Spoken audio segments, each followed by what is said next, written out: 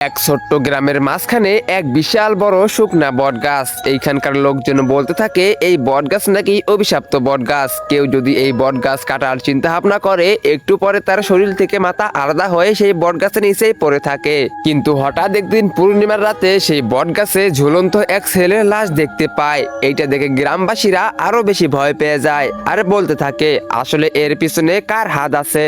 কিন্তু তখনই সেই গ্রামের এক সাহসী ছেলে রাইস্টার দৌড়ে দৌড়ে বাবার কাছে চলে যায় আরে বলতে থাকে বাবা কোনো কি উপায় নাই ওই গাছ থেকে আমাদের রক্ষা করার মতো। তারপর বাবা বলতে থাকে বেটা উপায় তো আছে কিন্তু তার আগে আমাকে ওই বট গাছের নিচে যেতে হবে।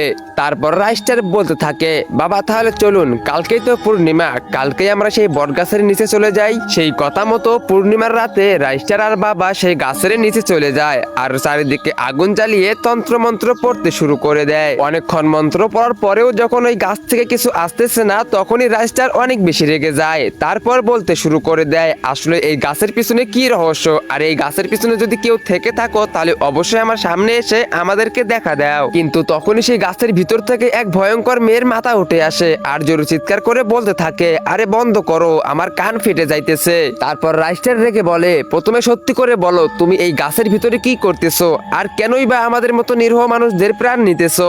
তো গাইস এরপর কি হয়েছিল সেটা তোমরা দেখতে পারবে পার্ট 2 তে। পার্ট 2 অনেক ইন্টারেস্টিং হতে চলেছে। তো পার্ট 2 দেখতে চাইলে অবশ্যই ভিডিওতে লাইক করে চ্যানেলটাকে সাবস্ক্রাইব করে দাও আর কমেন্টে পার্ট 2 লেখো।